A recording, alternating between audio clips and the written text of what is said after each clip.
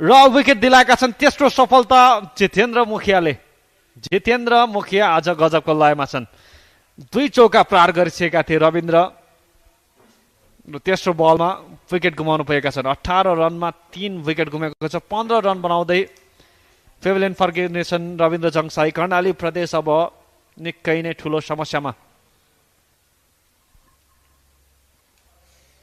फुल length बल थियो on साइडमा, across the line खेल्न चाहन्थे, गल्ती गर्न पुगे। पुरै ब्याटको फेस फर्किसकेको थियो अन साइडमा। तारिफ गर्नुपर्छ जितेन्द्रले, आफ्नो त्यो स्ट्रेन्थ छोडेनन् कि लगातार माथि खेलाइरहे, खुट्टामा खेलाइरहे, क्रस खेल्न बाध्य बनाए र प्याडमा। यो त प्लम नै थियो।